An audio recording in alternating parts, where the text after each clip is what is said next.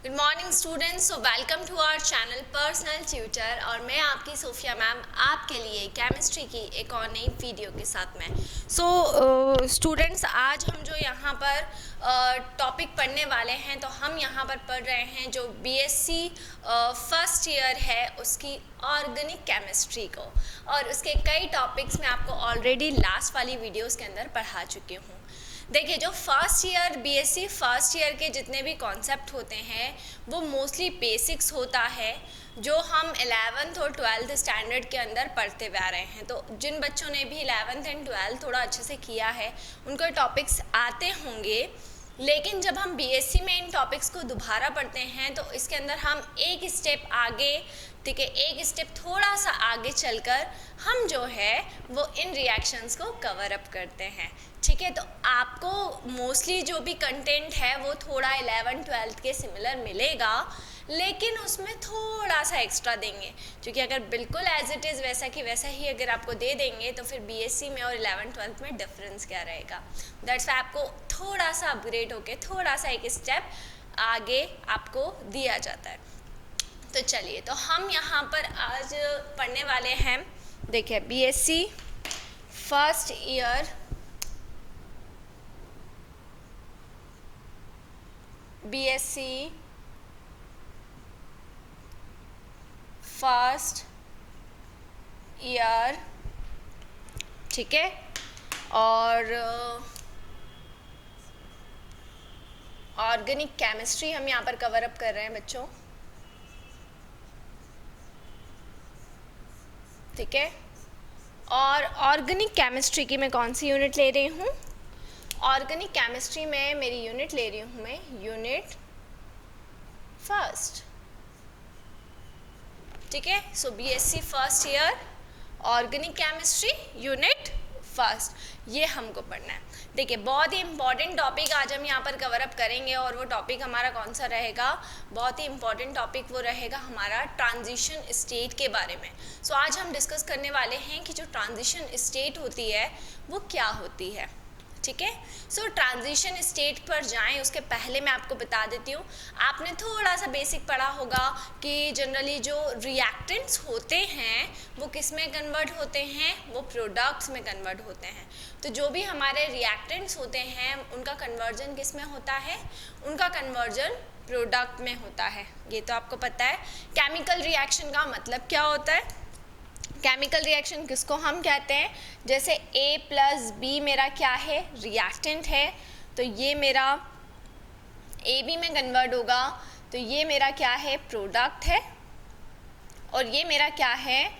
Reactant है, ठीक है। तो जब भी कोई रिएक्टेंट से क्या बनता है? जब भी कोई रिएक्टेंट से प्रोडक्ट बनता है, क्या? रिएक्टेंट से प्रोडक्ट बनता है, तो उसके बीच में एक स्टेट आती है। जब रिएक्टेंट से क्या बनेगा? प्रोडक्ट बनेगा, तो उसके बीच में एक स्टेट आती है जिसको हम कहते हैं ट्रांजिशन स्टेट, ठीक है। रिएक्टेंट से जब भी कोई रिएक्शन होगी और रिएक्टेंट से प्रोडक्ट बनेगा तो बीच में एक स्टेट आती है जिसको ट्रांजिशन स्टेट बोला जाता है। तो आज वही स्टेट के बारे में हम यहाँ पर डिस्कशन करने वाले हैं। तो मैं आपको यहाँ पर आज का जो टॉपिक है पहले तो वो बता देती हूँ कि आज का हमारा टॉपिक है बहुत ही इम्पॉर्टेंट टॉपिक, जिसको हम कह रहे हैं ट्रांजिशन स्टेट। बच्चों, ट्रांजिशन स्टेट, तो ये हमारा टॉपिक है। What is transition state? Transition state क्या होती है, ठीक है। तो जब भी हम क्या करते हैं, रिएक्टेंट जब भी प्रोडक्ट में कन्वर्ट होता है तो रिएक्टेंट एक स्टेट से, एक मैक्सिमम फ्री एनर्जी स्टेट से क्या होता है? पास होता है। उस मैक्सिमम फ्री एनर्जी स्टेट को हम क्या कहते हैं? ट्रांजिशन स्टेट कहते हैं। आ रही है आपको बात समझ में? इसको मैं आपको एक ग्राफ बनाती हूँ और उस ग्राफ से पहले समझाती हूँ, एंड देन फिर हम इसकी डेफिनेशन करेंगे तो आपको ज़्यादा बेहतर तरीके से समझ में आएगा। चलिए, तो हम यहाँ पर एक ग्राफ प्लॉट कर लेते हैं। देखिए,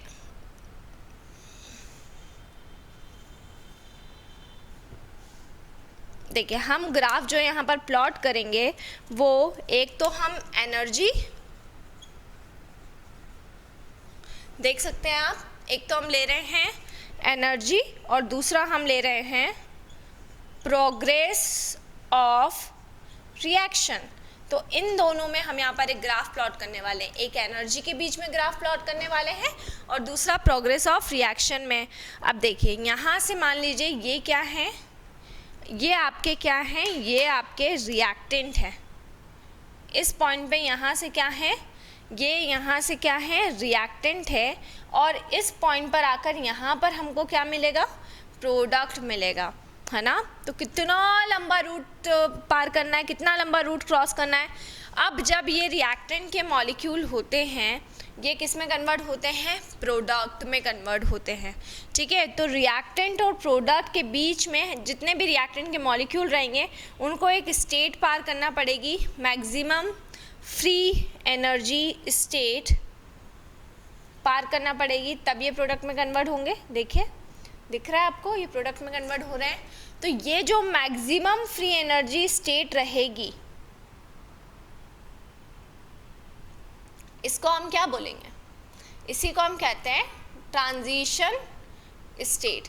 तो जितने भी रिएक्टेंट के मॉलिक्यूल हैं उन सभी को ये जो हमारी मैक्सिमम एनर्जी स्टेट है, इसको क्या करना है, इसको क्रॉस करना है। ये देखिए ये मैक्सिमम एनर्जी स्टेट है और इसको हमें क्या करना है, इसको हमें क्रॉस करना है, ठीक है।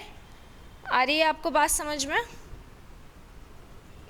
ठीक है ना। और यहाँ से यहाँ तक इसको हम कहते हैं एक्टिवेशन एनर्जी। बोले मैम एक्टिवेशन एनर्जी क्या होती है, एक्टिवेशन एनर्जी क्या होती है, देखिए ये होती है आपकी थ्रेशोल्ड एनर्जी। इसको हम क्या बोलते हैं, जैसे यहाँ पे आपने E2 लिखा है, ये होगी आपकी थ्रेशोल्ड एनर्जी, ठीक है। So what is threshold energy, और ये होगी आपकी एक्टिवेशन एनर्जी। अब दोनों में फ़र्क क्या है वो हम देख लेते हैं। तो देखिए अगर हम बात करते हैं थ्रेशोल्ड एनर्जी की, तो थ्रेशोल्ड एनर्जी क्या होती है ये मैं पहले आपको बता देती हूँ, है ना।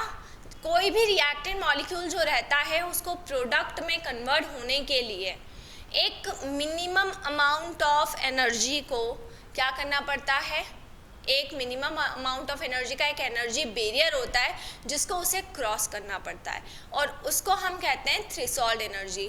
मतलब कि वही रिएक्टेंट प्रोडक्ट बना सकते हैं बच्चों जिनके पास में इतनी एनर्जी हो, इतनी सफिशिएंट एनर्जी हो कि वो किसको क्रॉस कर सके, वो थ्रेशोल्ड फ्रीक्वेंसी को क्रॉस कर सके, वो जो हमारा एनर्जी बैरियर है उसको वो क्रॉस कर सके, ठीक है। तो हर एक रिएक्टेंट मॉलिक्यूल के पास में एक अपनी सेल्फ एनर्जी होती है जिससे वो रिएक्टेंट से प्रोडक्ट में क्या होते हैं, कन्वर्ट होते हैं।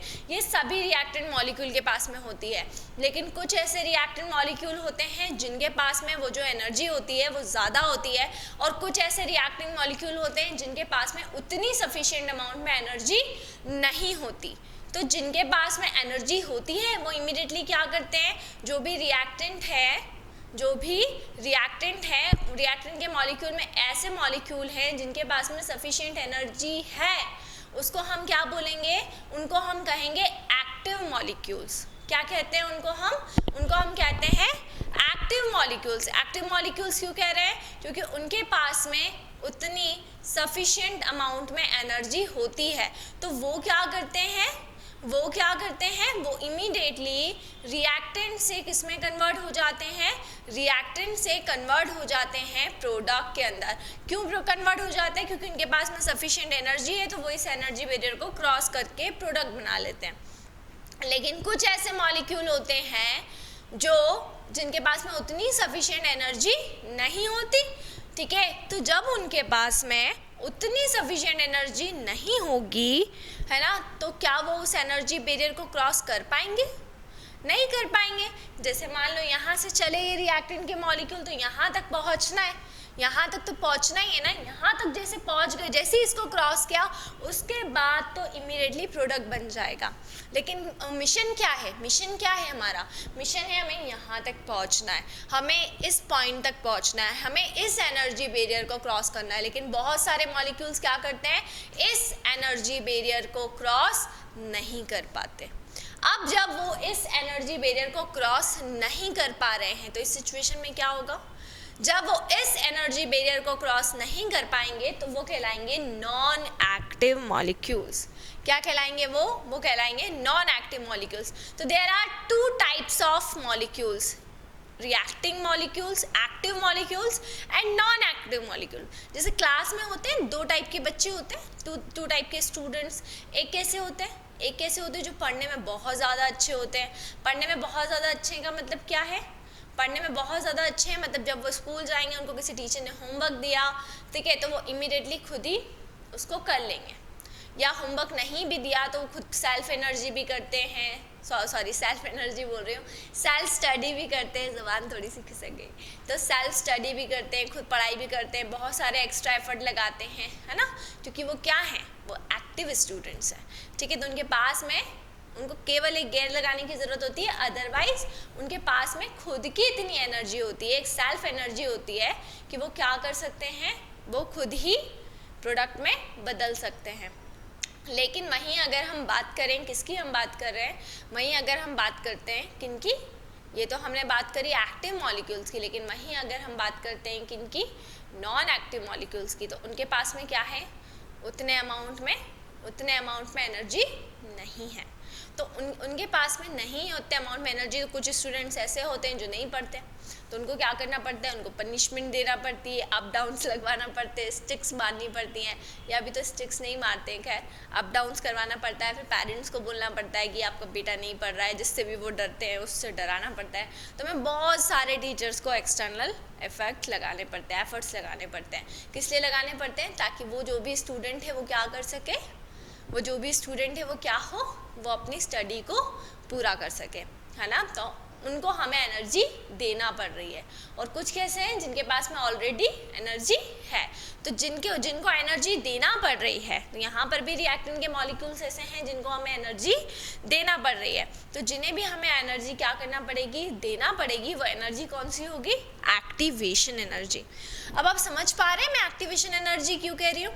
मैं एक्टिवेशन एनर्जी इसीलिए कह रही हूँ क्योंकि हम किसी नॉन रिएक्टिव मॉलिक्यूल को एक्टिव बना रहे हैं। तो नॉन रिएक्टिव को एक्टिव बनाने के लिए कौन सी एनर्जी देना पड़ेगी, एक्टिवेशन एनर्जी। आया आपको समझ में। तो नॉन रिएक्टिव मॉलिक्यूल को जब हम एक्टिव में बदलेंगे, नॉन एक्टिव को हम एक्टिव में बदलेंगे, तो हमें कौन सी एनर्जी देना पड़ रही है, हमें उसको एक्टिवेशन एनर्जी देना पड़ेगी, ठीक है। तो एक्टिवेशन एनर्जी क्या होगी, किसी भी नॉन एक्टिव मॉलिक्यूल को एक्टिव मॉलिक्यूल में बदलने के लिए उसको जो एनर्जी दी जाती है वो एक्टिवेशन एनर्जी, है ना। जिससे वो, जैसे मान लीजिए कोई भी रिएक्टेंट मॉलिक्यूल है, वो यहाँ तक पहुँचा, अब उसको यहाँ से यहाँ तक पहुँचाना है ना, इस पॉइंट से इस पॉइंट तक पहुँचाना है। तो इस पॉइंट से इस पॉइंट तक हम कैसे पहुँचाएंगे, जब उसको क्या देंगे, जब उसको एनर्जी देंगे, तभी तो वो इस पॉइंट से इस पॉइंट तक पहुँचेगा ना। तो इस पॉइंट से इस पॉइंट तक पहुंचाने के लिए हमें उसे क्या देना पड़ेगी, हमें उसे एनर्जी देना पड़ेगी। तो उस एनर्जी को हम क्या बोलेंगे, उस एनर्जी को हम कहेंगे एक्टिवेशन एनर्जी, ठीक है। अब आप यहाँ पे डिफरेंस समझ पा रहे हैं, ठीक है। तो यहाँ पे डिफरेंस क्या होगा, यहाँ पे अगर हम डिफरेंस की बात करें, ठीक है, तो अगर हम यहाँ पर डिफरेंस की बात करेंगे कि आपको समझ में आया ट्रांजिशन स्टेट क्या होती है ना, कि रिएक्टेंट और प्रोडक्ट के बीच में एक स्टेट होती है जिसको हम कहते हैं ट्रांजिशन स्टेट, जिसके पास में बहुत ज़्यादा मैक्सिमम फ्री एनर्जी होती है, जो एक बहुत ज़्यादा मैक्सिमम फ्री एनर्जी स्टेट कहलाती है। उसको हम क्या कहते हैं, उसको हम कहते हैं ट्रांजिशन स्टेट। तो ट्रांजिशन स्टेट क्या है, basically transition state is a energy barrier between reactant and product. Reactant and product के बीच में जो एनर्जी बैरियर का काम कर रही है उसको हम क्या कहते हैं, उसको हम कहते हैं ट्रांजिशन स्टेट। सो ट्रांजिशन स्टेट क्या है, transition state is a energy barrier between reactant and product, जो रिएक्टेंट और प्रोडक्ट के बीच में किसकी तरह काम कर रही है, एनर्जी बैरियर की तरह काम कर रही है। तो उसको हम क्या बोलते हैं, उसको हम कहते हैं, ठीक है, उसको हम क्या कहते हैं, उसको हम कहते हैं ट्रांजिशन स्टेट, ठीक है।